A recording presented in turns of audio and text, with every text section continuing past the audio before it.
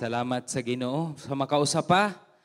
Masipang pakpak para sa atoang Dios sa iyahang paggamit kanatong tanan sa buluhaton sa medical mission. Maayong hapon tanan diha mga kaigsuunan ug nalipay kog dako nga kita na usab nagkahiusa sa pagsimba sa atong Dios karong kahaponon. Nalipay kog dako nga aduna kitay oportunidad nga makaistorya na usab ilabi na sa pulong sa Dios diha sa Mateo Kapitulo 12. So Mateo Kapitulo 12, ato ang ablihan ang ato ang Biblia, kay diha ta karon mag-istorya. Ang ato ang pag-aistoryahan, ato ang gitituluhan og may katuyuang tubag. Sa gikan sa bersikulo 8 hantod sa bersikulo 21. No, atong iduko atong ulo og magampo kita mangayo kita kaalam sa Dios. O Dios, nangayo kami sa imuhang kaalam o pagpasabot sa balaang espiritu nga diin, O Dios, ang imuhang pulong mahimong parte sa amuhang kinabuhi. Maaplikar namo kini, O Dios, sa among pangadlaw-adlaw nga kinabuhi ug diin ikaw, O Dios, malipay gayud sa tagsa-tagsa ka kinabuhi nga naa dinhi. Salamat kaayo ni ining tanan sa ngalan ni Jesus. Amen og amen. Usa sa mga tawo nga inilagayod ilabi na sa atoang pagtuo kanang ginatawag bitaw nila og protestante. Gasugod kana tungod sa kining tawhana nga ginganlan og si Martin Luther. And many of us uban siguro nga naa diri nga nakaila ni Martin Luther ug bisan pa sa mga bantugan nato nga magwawali ug mga magtutuo kang Ginoong Hesus karong panahona. Nagalantaw gayud ni Martin Luther isip usa ka tawo nga ehemplo sa pagtuo. Ang iyahang pagtuo ilabi na sa kining ginatawag nga 5 solas. 5 solas. Unsa kining 5 solas? In Christ alone, by faith alone, in the scriptures alone, for the glory of God alone, ug by faith. Nasulti ba nako na? No, o grace alone di ay. Sa grasya lamang sa Dios. Kining lima, mao kini ang na battle cry ni Martin Luther ni adtong panahona sa year 1483 or tunga-tunga lugar sa iyang kinabuhi. Ug hantod karon daghan ang mga magtutuo nga diin kini gihapon ang gibarugan diha sa ilahang padlantaw sa kinabuhi ug diha sa ilahang pagtuo kang Ginoong Hesus. Sa uban sa atoa nga karon pa nakalantaw niini or nakaila niini nga lana, it would be a good way nga atoang tun-an ang kinabuhi ni Martin Luther. And I know daghan kanato mapanalanginan gayud sa iyahang kinabuhi. Apan makita man nato no nga sa mga karakter sa Biblia, naagyoy mga apan ang kining mga biblical characters na matud pa nila na ay dark side or adunay parte sa ilahang kinabuhi nga ngit-ngit gihapon, adunay kangit-ngiton. Pareho ni ana si Martin Luther. Wala kaayo ni gisulti sa mga history books, but many of the historians nagaingon nga naay dark side si Martin Luther. Sa late sa iyahang kinabuhi, namatay si Martin Luther in the year 1546. But in the early 3 years before siya namatay, mga 1543, 1542, nahuman ang iyahang libro nga iyahang sinulat nga gitituluhan kini og On the Jews and Their Lies. In fact, hantod karon og mulantaw kamo sa Amazon, pwede ninyo mapalit isip usa ka e-book, e-publication or e-book. Dili ko mo recommend nga inyohaning paliton og basahon, pero sa kadtong interesado kung unsay sulod niini, pwede ra gihapon, pero kinahanglan lang og paggiya. Kay nganuman, ang gisulat niini nga libro On the Jews and Their Lies, usa kini ka lalum kaayo nga kapungot ug kasuko ni Martin Luther sa Hudeo nga mga katawhan, the Jewish nations. Kay niadto manggong panahon na late sa iyahang kinabuhi, ang iyahang pagtuo ug ang iyahang gibuhat isip usa ka kausaban, no? Kausaban sa mga naandan nga relihiyosong pagtuo niadtong panahona. Nahimo na siya og usa ka movement. Nagagain siya og momentum kining ginatawag nga Portes or Protestantism. Mao man ni panahona nagsugod. Tawag kini sa Roman Catholics sa mga misunod kang Martin Luther, ilahang gitawag nga Protestant kay ga protestaman. Pero karon kung sa atoa lugar, dili kayo ko ganahan nga mutawag sa akong kaugalingon nga protestante kay wala man ko'y giprotestahan. No, may pagtawagon nako akong kaugalingon nga sumusunod ni Ginoong Hesus. That would be a mas klaro nga title lugar nimo og nako. Pero mao kini ang nahitabo kang Martin Luther. Grabe ang momentum sa iyahang faith to a point nga most of Europe nalukop na nga mutuo ug mosalig sa iyahang paglantaw diha sa Biblia ug sa pagtuo. And we believe nga ingon ana gayud nga biblically accurate ang many of the works ni Martin Luther. So niadtong panahon na late in his life, ga-expect siya nga tungod kay grabe na ang movement sa faith of the five solas, ga-expect siya nga ang mga Hudiyo nga mga katawhan musunod ug mutuo kaniya. In other words, makonverted ang mga Jewish people. But sa kadako sa iyahang pagkamahay, kay wala man nahitabo kini. The Jewish people remained on their faith as Jewish nga religion ug wala ni convert into this movement nga gipanguluhan ni Martin Luther. He was very dismayed ug pungot kaayo si Martin Luther ug iya kining gisulat nga libro. Kabalo mo unsay sulod ni ining libruha. Part of what is inside of this book is actually an encouragement ni Martin Luther nga ug pwede ato ang sunugon ang mga sinaguga sa Hudiyo. Ato ang sunugon ang mga balay sa mga Hudiyo. Atong himuon nga laborer ang tanan nga mga batan-on nga Hudiyo. Slave ang mga batan-on nga Hudiyo. So tungod kana sa kapungot, tungod pod kana sa garbo nga migawas sa kasing-kasing ni Martin Luther nga klaro kaayo ang gisulti sa Biblia, sakto kaayo ang ako ang gipang panudlo ug pangpangwali, wala man misunod ang mga Hudiyo. Mao nang napungot siya og maayo. Mao kini usa sa dark side ni Martin Luther to a point nga naay usa ka tawo. Later in the late 1800s o early 1900s, naay usa ka tawo nga ginganlan og si Adolf Hitler. Nakakuha siya aning kopya sa libro ni Martin Luther. And usa kini nga naka-impluwensya ni ni Adolf Hitler nga lutuson ang mga Hudiyo na hitabo ang Holocaust that cost millions of lives of the Jewish people. All because of this book. We call this, or the historians call this, as the dark side sa kinabuhi ni Martin Luther. But I believe it's not only Martin Luther adunay dark side or kangit-ngiton sa ilahang kinabuhi. I believe you and me also have a certain dark side or kangit-ngiton sa atoang kinabuhi. Ug mugula kini sa panahon nga murag maapikihan pud ta sa mga sitwasyon nga moabot sa kinabuhi. So uban kanato siguro nga gasigi og drive sa matag adlaw, naay mga jeepney driver uban diha nga halaka mug mo padagan murag way kaugma, wala nay ugma, no?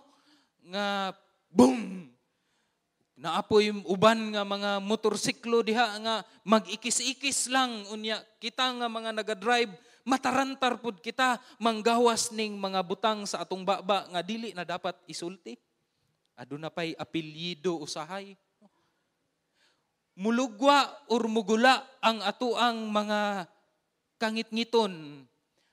Unsa tong ginabuhat nato sa una, sa panahon nga apiki ang sitwasyon, apiki ang panagat, no? Apiki ang pamilya, relasyon sa pamilya, mupagawas kini ug mugula ang atoang kangitngiton. So mao kini ang akong pangutana kanimo ug kanako. Tubaga sa imong kaugalingon lang ayaw pangutana sa imuhang tupad, no?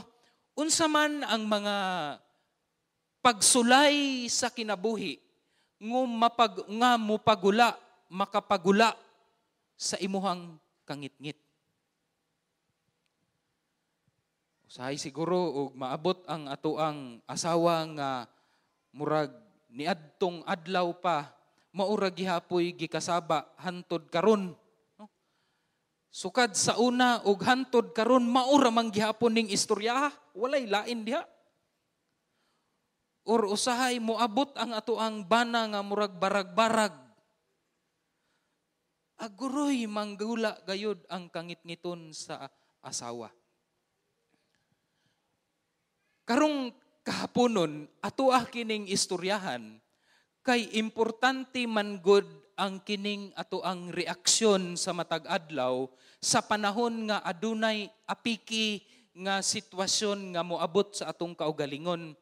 Dako kayo kini siya og kalabutan actually sa imuhang spirituhanong kinabuhi. Si Jesus niining parte sa Mateo kapitulo 12, makaagipod kini siya karon atoa kining istoryahan ug usa ka sitwasyon nga hilabihan gayud ka apiki nga bisan ang iyahang kinabuhi delikado na. Before ta mo ambak ni ana, ato ang hinumduman og unsa katong pagwali ni Pastor Joe ni adtong Domingo kay importante maning konteksto atong mahibaluan. Kay hinumdum ta nga adunay pagwali or enkwentro si Jesus sa mga Pariseo. Usa sa mga butang gayud nga giistorya ni Jesus ug ang mga Pariseo kay kabahin sa nga adlaw igpagpahulay.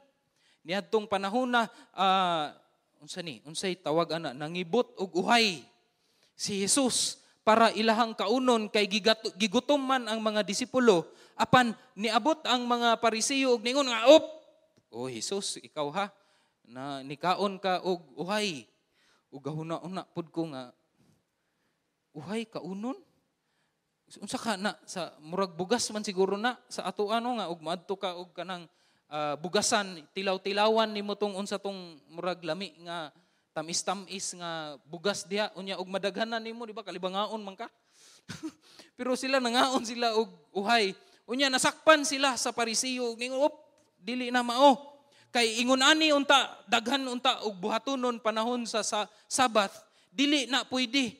Actually pwede biya no kay naay provision sa Deuteronomio nga as long as dili ka magdala og sanggot or tools para pang harvest, unsa ba na bukag or unsa ba na, pwede ra actually ka during sa Sabat manguha og mga prutas kung gigutom ka. Pero kining mga Pariseo gusto lang gyud nila nga itrap si Ginoong Hesus niadtong panahon na. To a point nga matud pa ni Pastor David nga ang mga Pariseo ilahan nang gi-major ang minor. Ug ang major na noon nahimo nang minor. Sa libuga pud ana istorya ha pastor oy.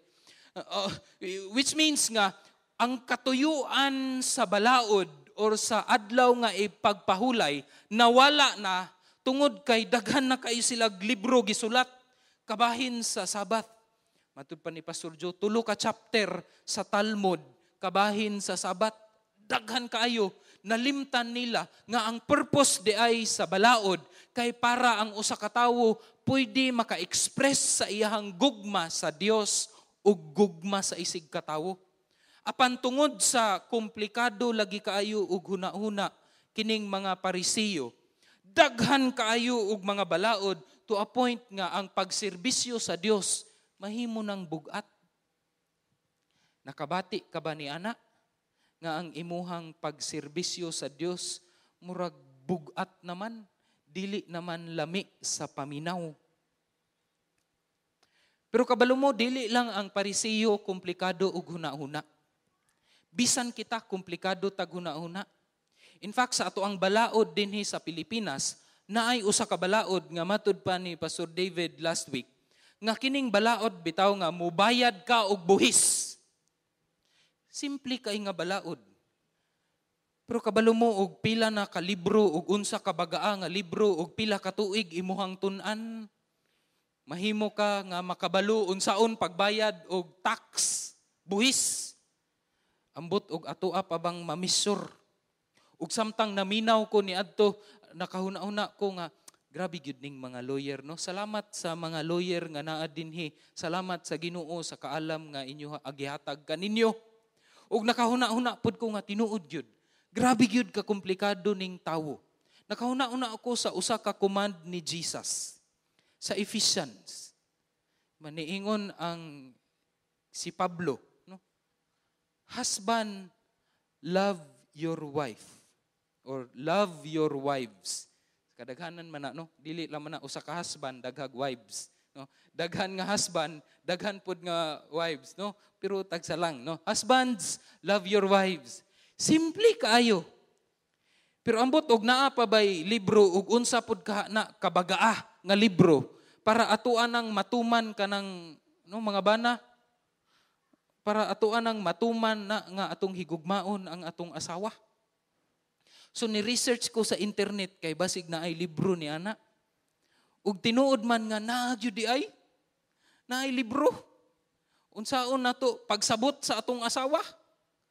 Nakita nako unya actually niingon ang internet available na sa bookstore. Siguro pagkahuman niini mga bana mangadto ta sa National Bookstore na ay libro available na.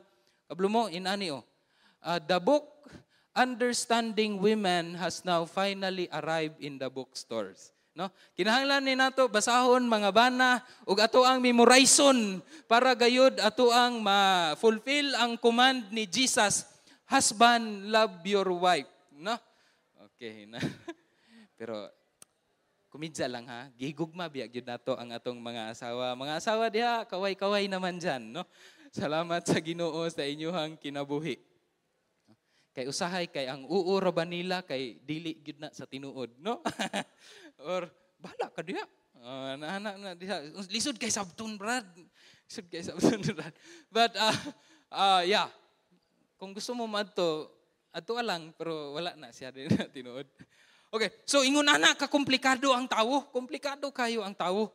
To a point nga malimtan na nato og unsa ang essence sa balaod. We have become daghan na kay tag ginabuhat para higugmaon ang atong asawa, daghan kay tag mga balaod nga gibutang diha, pero nakalimot ta nga ang essence diha higugmaa ang imong asawa, maura man na. Bayad sa imong buhis, maura man na. Pero daghan kay libro brad to a point that sometimes makalimot ta ug unsay point niini.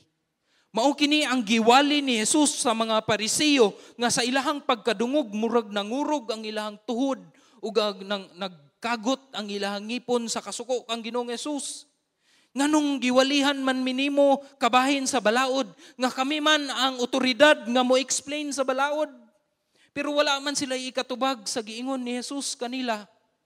Ug dili lang pinaagi sa tubag ni Jesus, naa pagyoy duha ka deklarasyon si Jesus nga nisamot og kasuko nang itom na siguro tong panlantaw sa mga Parisiyo sa kasuko nila kang Ginoong Jesus. Usa ni ana niingon si Jesus nga aduna na karoy mas labaw pa sa templo.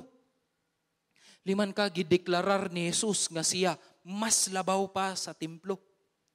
Ug ang mas hilabihan gyud ni ana kay naa sa bersikulo 8 nga niingon si Jesus, kay ang anak sa tawo, agalon or Lord, sa kangkinsa nga nailalom bisan pa sa adlaw nga pagpahulay.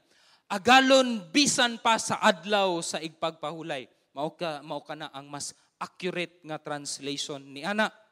So, niining usa ka statement ni Jesus na ay duha ka butang diri nga grabe gyud kapungot ang Pariseyo. Una ni ana, kaning pulong nga anak sa tawo. And when we read of this, murag, okay raman siya. No? Dili raman kaayo siya controversial.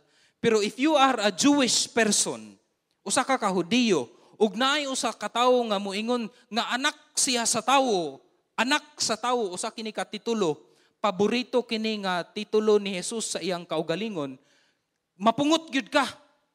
Ilabi na kung dili ka motuo kang Ginoong Jesus. Kay nganuman, usa kini siya kahulagway sa usa ka tawo sa Daniel chapter 7.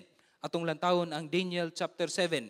Niingon si Daniel, nakakita ko diha sa mga panan-awon sa kagabion ug usa ania karon may usa nga miabot uban sa mga panganod coming in the clouds of heaven sa langit nga usa sama sa anak sa tawo. So there is a figure of the Son of Man.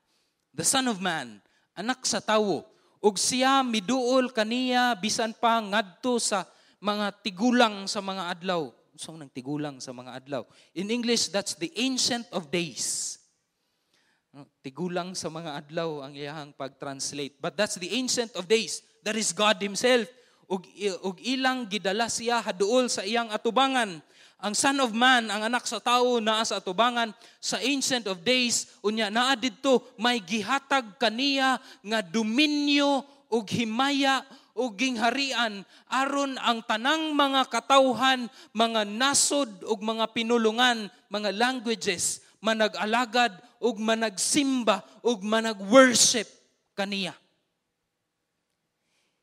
If this is not a divine figure, then I don't know what is. Pero sa pagdeklarar ni ining anak sa tao coming in the clouds of heaven, gitagaan siya dominion by the Ancient of Days, ug ang inyahang dominion will last for eternity. It will not stop. This is the favorite title of the Lord Jesus Christ nga iyahang ginatawag iyang kaugalingon. The Son of Man. And this is a divine figure. So maunang pagkadungog siguro niini na imagine ako ang mga nawong sa mga Pariseo diadto nga ug pwede lang batuhon nila si Jesus. Ilahan na untang batuhon pero basin ug walay bato ni adtong panahon na puro uhay. So uhay siguro ilang ilabay kang Jesus. Pero it caused them a lot of anger towards the Lord Jesus Christ. And it's not only in the Son of Man nga title, niingon pagyud si Jesus nga agalon siya or Lord siya over the Sabbath. Adlaw nga igpagpahulay, pasabot niini ang iyahang otoridad, isip the Son of Man, anak sa tawo, mas labaw pa kaysa sa balaod sa Sabbath. Specifically, o generally, mas labaw gayud siya sa balaod ni Moises. Kaya nga naman, siya man ang gabuhat ni anang balaod ni Moises, si Jesus Christ. So you see the kind of statement nga giingon ni Jesus nga ug makadungog ang Hudiyo niini murag worthy manggod kini og pagbato hantod sa kamatayon sa Deuteronomio pa. So tungod niini adunay gibuhat pagayod nga usa pagayod kapag trap bitik. Gibuhat nga bitik ang mga Pariseo para kang Jesus aron ilahang dakpon si Ginoong Jesus. Makita kini nato sa Mateo 12, magsugod kita sa 9 niingon didto nga the same day pareho nga adlaw si Jesus nilakaw gikan didto. Siya misulod sa ilang sinagoga. Ug imbis makakita si Jesus ug mga tawo nga gabasa sa Torah, ga-memorize sa Torah or usaba ka rabbi or usaba ka Pariseo nga nagtudlo sa Torah, dili kana ang nakita ni Jesus, which is very unfamiliar. Kay didto sa sulod sa sinagoga naay usa ka tawo nga ang iyahang kamot nakuyos. A withered hand man. Ug gipalibutan siya og mga Pariseo. Makita nimo panlantaw pa lang murag na nagyoy di mao ni ining pictura ba. Pagsulod pagayod ni Jesus, wala nay good morning, good morning. Diretsog pangutana ang usa ka Pariseo. Jesus, maayo ba or is it lawful naa ba sa balaod? Maayo ba sa balaod nga muayo ikaw ug usa ka tawo sa adlaw sa igpagpahulay? This was a question nga ilahang bitikon si Ginoong Hesus aron ilang madakpan. But Jesus already knew the situation. Unsay tubag ni Hesus, niingon si Hesus, kinsa ba diha kaninyo kung naa kamoy karnero nga mahulog sa lungag or buslot sa paadlaw sa igpagpahulay, nga dili ninyo kuhaon gikan didto sa lungag? Actually, ug imuhang lantawon gyud ang Talmud. Nay gisulat didto sa Talmud nga panahon sa Sabat, sa ilahaning balaod sa Sabat ha, mga Hudiyo, pwede ka mo, you may take care of the preservation of life. Pwede ka mo luwas og kinabuhi sa panahon sa Sabat. Kung ready ikaw, prepared ka niini, angayan kini siya pasalamatan. This is praiseworthy. Dili na ka kinahanglan magbuhat o mangayo og lisensya gikan sa Sanhedrin. Mao kini ang provision. Pero tungod lagi kay gusto gyud nila dakpon or biklon si Ginoong Hesus, nangutana ang Pariseo og ingon ani nga pangutana. Unya nitubag si Hesus, pagkadako pagbili sa tawo kaysa usa ka buok nga karnero. Busa. Uyon sa kasuguan ang pagbuhat ug maayo sa adlaw igpagpahulay. It's good to do good works. It is lawful to do good works during the days of Sabbath. Mao na giingon ni Jesus.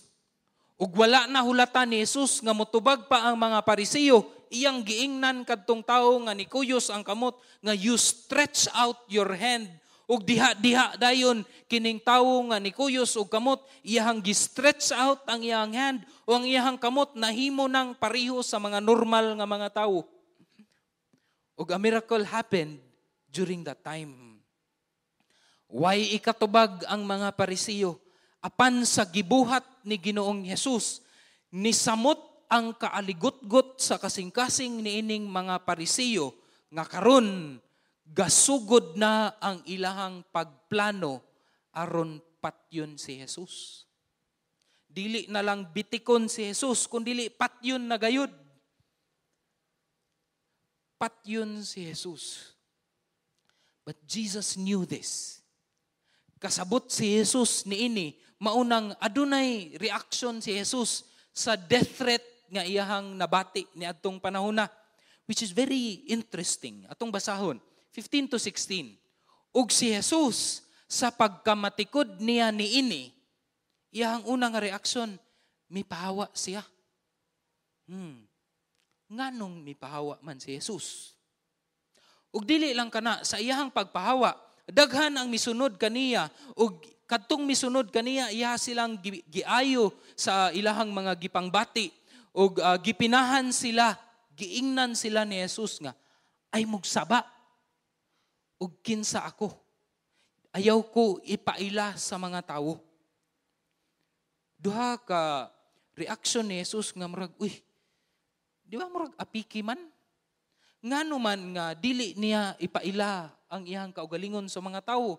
Naapoy usahay nga muingon siya sa gatong babayi nga naa sa atabay nga lakaw ingna ang mga tawo didto nga naa na ang Mesiyas. Libog si Jesus, mura mag-inconsistent si Jesus. In fact, katong tawo nga nasudlan og legions of demons, pagpahawa ni adto sa mga demonyo, iya man tong giingnan nga lakaw adto balik sa imuhang lugar kay gusto man siya mukuyog ni Jesus. Niingon si Jesus, ayaw balik sa imong lugar ug ingna ang nahitabo kanimo nga gibuhat nako kanimo. In fact, ang kuang igagaw nakapangutana ni ini ba nga nganong usahay lagi kuya si Jesus miingon nga isulti sa tanan og kinsa ko. Napoy usahay moingon siya nga ay saba og kinsa ko. Di mamurag inconsistent man si Jesus. But then there's actually an explanation for this. Ug ang explanation ni ana kay pinaagi sa usa ka propesiya ni Isaias. Sa libro ni Isaias, kapitulo 42. So wala nagpasagad si Jesus dinhi. Kay ambot lang kung ako siguro si Jesus or ikaw ba si Jesus niining panahona, kabalo na ka sa imuhang gahom. Kabalo ka nga ikaw maoy son of man. Kabalo ikaw nga sayon ra kaayo nimo walihan ang mga tawo ug mukuyog sila nimo, pwede nimo pakaulawan pagsamot ang mga Parisiyo. Pwede kayo. Pero miatras man si Jesus. Dili man siya pareho ni John the Baptist na kahinumdum ta sa pila ka Domingo nga miagi. Sa iyang pagbautismo kang Jesus dito sa Jordan River, nakakita na siya sa Mesiyas. Nahimo siya more passionate. Nga wala na ni shift, ni usub ang iyang ministry nga gikan dito sa pagpangwali o pagbaptize sa mga ordinaryong tawo. Karon niadto na siya kang Herodes. Namadlong siya ni Herodes. Ikaw daghang kikagsala. Nahitabo na priso. Na priso si John the Baptist. But for Jesus, muramag ni talaw. Mao ba ni ang gibuhat ni Jesus? Nahimo ba siyang usa ka talawan? Actually, dili. Kaya in the book of Isaiah chapter 42, it tells us nga dili pa ang panahon kay naapay dapat i-fulfill nga propesiya si Ginoong Hesus.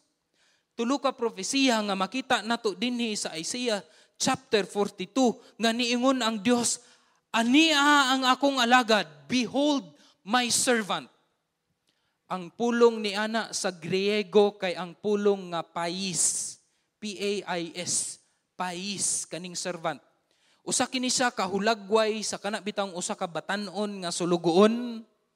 Siguro naatay na ilhan inana no nga batan-on nga sulugoon nga bisag unsay sugo nga imong isugo, bisag unsa kana kalisod, wa gyud nay pangutana, mo diretso gyud nagtrabaho, malipayon pa nga mubuhat sa unsa man kalisod nga trabaho kay tungod nahigugma siya sa iyang master nga gasugo kaniya.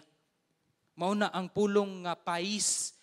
Here is my servant, behold my servant, ang akong alagad. Ako kini siyang pinili, ako kini siyang hinigugma, ug ako kini siyang gipangga nga servant. Ug kini nga ako ang servant, ako kini siyang gibutangan sa akong espiritu, matud pa sa Dios. Ug pinaagi niining akong espiritu nga naa kaniya, siya magdala og hustisya sa mga kanasuran. Jesus has to fulfill this. So maunang si Jesus miatras usa. Kay dili pa ang panahon nga mamatay siya. Miatras siya in order for him to be able to bring this justice, kaning hustisya. Apan dili kini nga klase nga hustisya nga atong gihuna-una. Nga magdala ka og mga unsa ba na instruments of destruction para adunay hustisya mga mahitabo. This is what people calls as a non-violent kind of justice. You know, si Jesus daghan kaayo og mga dili Kristohanon nga na-admire kaniya. Usa ni ana si Gandhi. Gisunod ni Gandhi ang klase sa kinabuhi ni Jesus nga ang iyahang pagkontra sa gobyerno kay non-violent. And there were people such as Leo Tolstoy nga who is a proponent of a non-violent kind of kanang pagkontra sa klase nga sayop diha sa panggobyerno. And there is one person who says nga the most effective kind of revolution is a non-violent one. Jesus here, according to the verse, nga sa iyahang pagdala o gustisya, wala gayud siya musyagit, wala siya muhilak, matud pa didto kining pulong nga a bruised reed he will not break. Nangita ko anas binisaya, a bruised reed he will not break. Ang kining bagakay kuno nga nalata, dili na niya balion. Ang bagakay ba kana bitang kawayan nga mauni kahadlukas mga wakwak, bagakay, no? Mga bagakay nga nalata, dili na buakon ni Jesus. That's how gentle his way of justice is. Gentleness and compassion and love. Mao kini ang pagpadala ni Jesus sa hustisya, ang smoldering wick, He will not snuff out. Kaning kandila nga hapit na bitaw malanay nga mapalong na, dili kana niya palungon matud pa. And this is the kind of gentleness that Jesus has when it comes to justice. Sa pagdala niya og hustisya nga gikan niini sa iyahang gentle way, a non-violent way of bringing justice. Mudala kini sa ikaduha nga katuyoang paglihok ni Jesus nga mudala kini sa kadaugan. It's not only through justice, but it's a justice that will bring sure victory. Sigurado nga kadaugan. Ug mao kini atong makita kang Ginoong Hesus didto sa cross. There was no words of reklamo nga nigawas sa baba ni Jesus during that time. But He carried all of the burdens ug mga sinfulness sa tibuok kalibutan. It was in Him.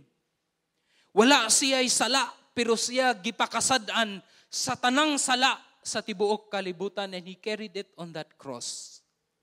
This is the kind of justice nga gidala ni Jesus, nga midala kaniya kanimo og kanako padulong sa kadaugan, ug niingon si Jesus sa cross, natapos na.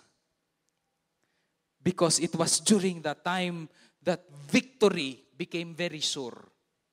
Nahimong sigurado ang kadaugan. Pero na ako'y pangutana, and I'm sure some of you are probably asking this. Sa pagkinabuhi ni Jesus og ingon ani, gentleness, compassion, and love, non-violent way of establishing His kingdom, masulti ba nato nga si Jesus usa ka pacifista? Unsa man kining pacifist? A pacifist is someone who opposed violence. Ang kining mga Jehovah's Witnesses are one of the pacifists nga dili ni sila moapil og army, dili moapil og pulis, og bisan pa og naay mosulod sa ilahang balay og kidnapon ang ilahang anak, dili gayud na nila pusilon, no, matud pa sa ilahang balaod, because they believe in a non-violent, a pacifist. So dili sila, oppose sila sa violence, especially war, for any purposes. A pacifist who often refuses to bear arms. So di sila magdala og pusil or unsa man nga hinagiban because of conscience or reasons of conscience or religious conviction. Si Jesus ba usa ka pacifist? Dili mo tuo og gubat.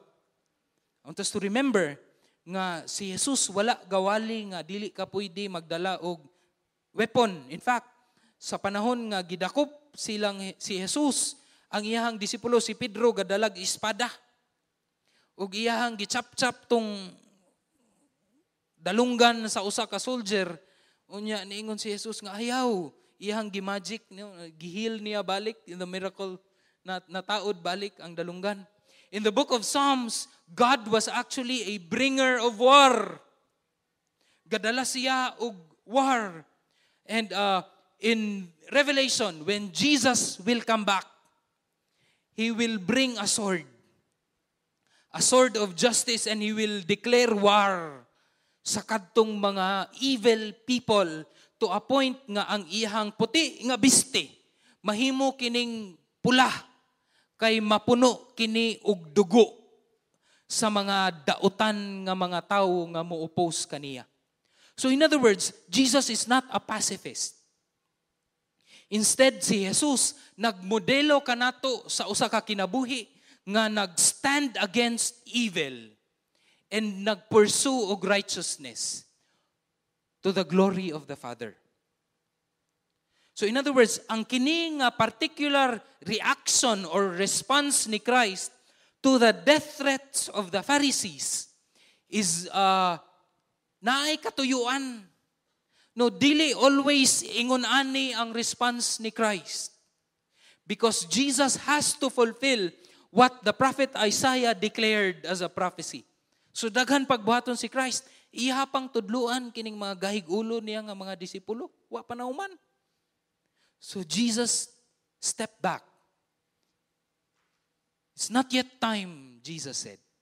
And not only that He will bring justice ug magdala siya og kadaugan, si Jesus usab magdala og paglaom tungod sa kadaugan nga iyahang gibuhat dito sa cross. That is in verse 21. Niadtong panahon na kabalo kita sa Old Testament nga ang Hudiyo ra gyud ang pinili nga mga tawo sa Dios. Apan tungod sa kadaugan ni Ginoong Hesus didto sa cross, ang mga kanasuran, apil ikaw ug ako, aduna nay chance nga mahimong pinili sa Dios ug mahimong anak sa Dios, which was not there before. And this is the hope that you and I have. Mauni ang rason nga nganong muadto ta didto sa gym sa gusa. Dili tungod kay naay snack. Tungod kay atuang walihan ang mga tawo sa paglaom nga naa kang Ginoong Hesus. Nga pwede pod sila tawagon nga anak sa Dios, which was not there before. That is only solely for the Jewish people. But now we have this privilege, the hope in the Lord Jesus Christ. Katong alas 10 na ay kanta nga sa usa ka line nga pagkanta nako hapit mitulo ang ako ang luha, because it was said there that God knew the depths of our hearts ug unsa ka evil ang ato ang intentions in our hearts, but yet He loves us the same. God sees through the dirt, ang kahugaw sa atong kasing-kasing, but yet He loves us the same, and He offers us this hope in the Lord Jesus Christ. Paglaom kang Jesus lamang, wala nay lain. And when we have this, there is this victory that you and I have. Amen. Hallelujah. So ningon si Jesus, dili pa panahon, dili ni tinalawan nga response ni Christ. Response kini ni Christ nga consistent sa iyahang kahibalo sa pulong, sa iyahang pagkasuod sa Dios. This is a response of a godly person. Dili ni siya pinasagad, tinalawan klase nga response, but a response of a person who is very intimate with his Father. Si Jesus Christ responded this way kay naamay katuyuan. Kita daghan sa panahon sa atoang kinabuhi nga daghan gyud klase-klase nga pagsulay.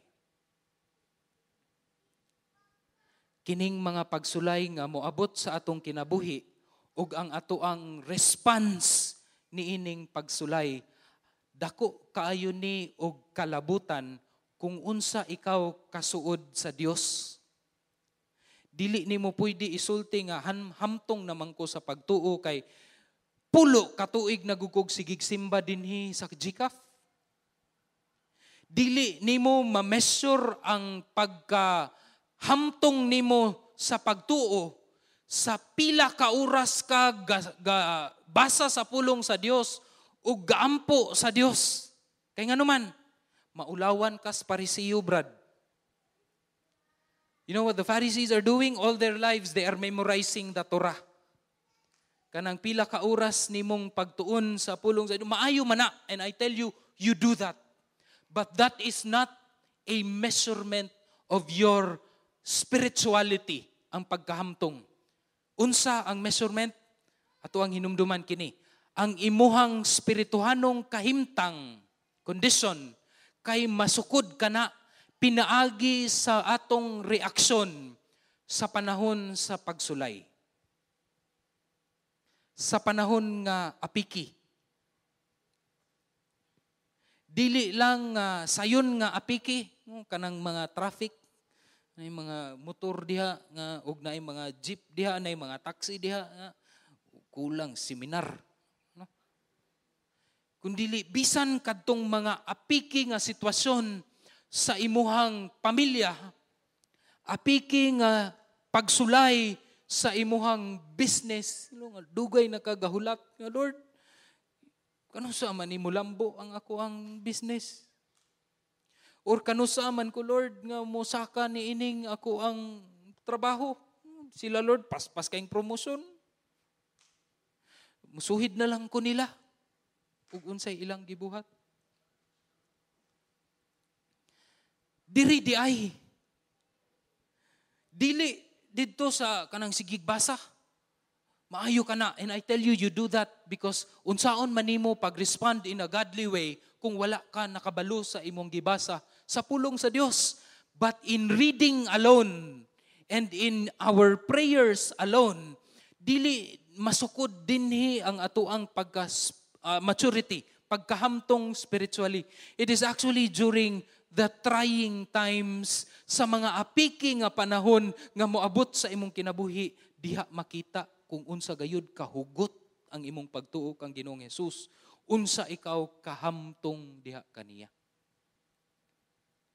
Kay numdum ko, there was a certain time dito sa Quezon City, niadto ko sa SM North. Niabang mi sa kadtong murag stroller ni Kinkin, nga murag sakyanan, bugat-bugat to siya. Nalingaw mi og suroy-suroy, wala na mo nabantayan nga hapit na di ay ang oras. Kay giabangan man na mo 15 minutos na lang. Nya nami dito sa Picas Building. 15 minutos na lang, so gadali-dali kog dagan kay basig makabayad ko og extra hour. Unya nilinya ko kay di man ka pwede mo agi og escalator kung naa ka atong bugat nga stroller. So nilinya ko didto sa elevator and tungod lagi kay lisod akong kahimtang, nilinya kog tarong pero ang mga tawo murag mutuyok raman sa ako Sila may makauna. Unya pag musulod nako puno na. Unya naka-idea ko nga saong ka ko ni gamay na lang gyud makabayad nako. So akong buhaton mo naog na lang ko padulong sa basement, dili na lang ko muhulat nga munaog pa unya musaka balik sa basement kay gikan sa basement puno na. Daghag mga tao dito sa basement. So munaog na lang ko unya pagbalik pwede na makasaka ko kay tuwa mas taas tong pag-uli sa stroller. Unya diadto tinuod man daghan kay mo-overtake pero nakasulod gyud ko puno-puno gyud mi. Ang problema kay mitingog man ang elevator nga tit. Una ko sa linya. Pero last ko nakasulod kay lisod akong kahimtang. Pero ningon ko nga ako mo gawas. Nga una man ko sa linya. Giobertikan man ko. Unya napag yung tao dito sa likod nga dakog lawas. Sus, kinig yung mga Pinoy. Nasuko sa ako Kay di man ko mugawas nga gatingog-tingog na ang elevator. May na lang buutan tong tig-operate sa elevator, siya mo imigawas. Siya mo imigawas. Unya, ninaog ang elevator ni Atos basement. Pag naog pag yung basement, nanaog tanan, ako minaog. Kay musaka man ko balik. Nay katong taong dako kay glawas, nilantaw gyud sa ako, lain na kayong nilantawan. So, kinig yung mga Pinoy. No, gyud balik-balik yang gisulti.